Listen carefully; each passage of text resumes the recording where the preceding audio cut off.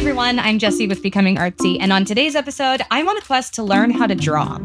Tell me about your objectives. What is it you want to learn about drawing? Oh, I want to learn how to draw perfectly. Getty's recent Learning to Draw exhibition explained how artists in the old academies would learn to draw by copying master artists and classical sculpture.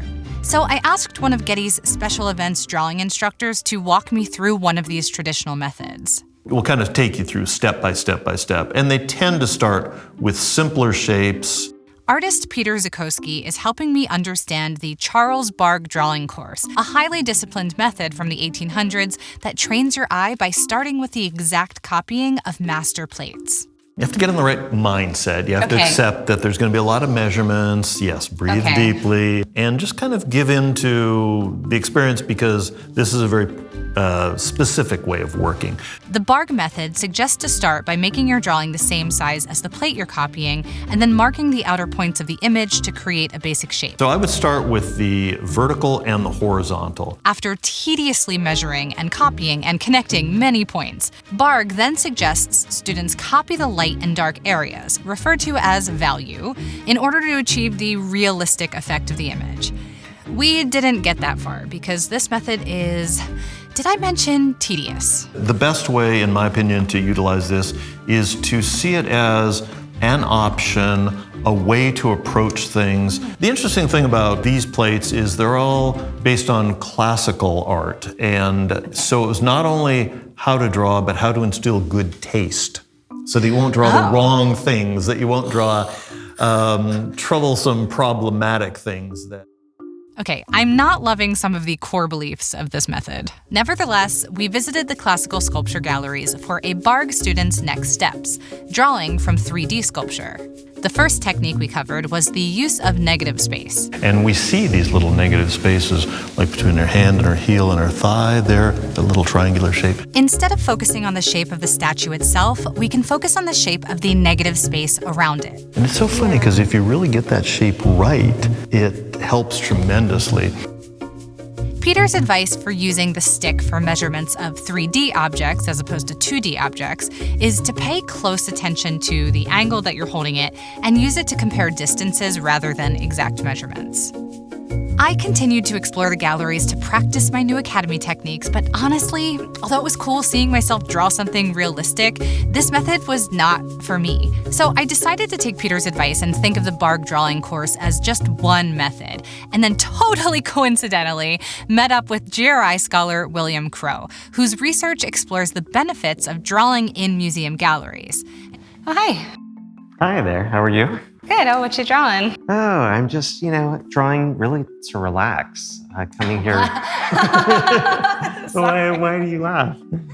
I am learning a traditional drawing method, and it's so technical, and I'm getting so frustrated because I just feel like I'm not good at it. Granted, I just started, but...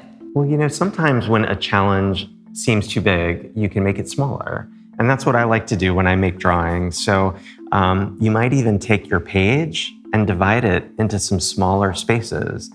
Sometimes artists call these thumbnails because they're a smaller thumbnail size. Filling up that whole piece of paper might be a little overwhelming. So making it smaller can be really helpful. William is researching sketching in art galleries as a tool for thinking and well-being. And here, he's walking me through an exercise on drawing what we see in an artwork using basic shapes. Rectangles, squares, circles, triangles, and think about how has the artist really assembled the composition.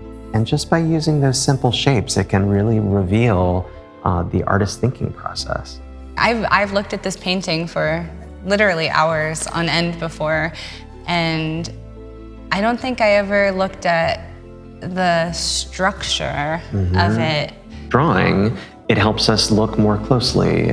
Drawing helps us slow down, and it helps us focus our attention. It hopefully reduces our stress, and it really can help our thinking. We continued on to another lesson. Yeah, so with this work of art, you might just do a value sketch. So what the light and the dark looks like in this painting. So without even thinking about what the shapes are, just think about where do you see the darkest areas and the lightest areas. And sometimes just limiting yourself to 3, light, medium, and dark, can make it even simpler. This is so fun. Oh, good. Do you want to do one more? Yeah. Oh, good. Let's do it. Let's try another one. Okay. Great. Let's take a look at this one.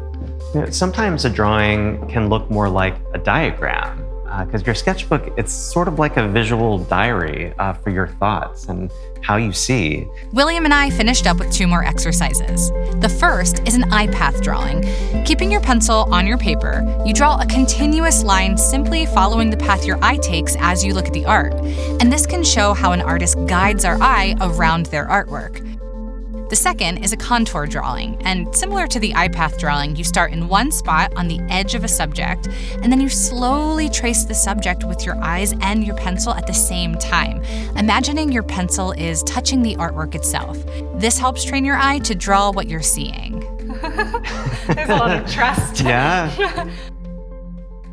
When I started this episode, I wanted to learn how to draw so I could be great at drawing. And this is going to sound totally weird, but I feel like actually learning to have a good drawing is really the smallest benefit of learning to draw. Both techniques that I learned in this episode helped me literally expand my capacity for seeing. I feel like it's hard to explain, but when I go out and about, I'm seeing shapes and shadows and lines where I might not have seen them before. Like I feel like when I look at an artwork or just anything out in the world, I'm seeing more than what was there before. I'm so curious to hear your experiences with drawing, and if anything like this has happened to you, or if you have any art techniques that you think I should try, let me know in the comments. And thank you so much for watching. I'll catch you next time.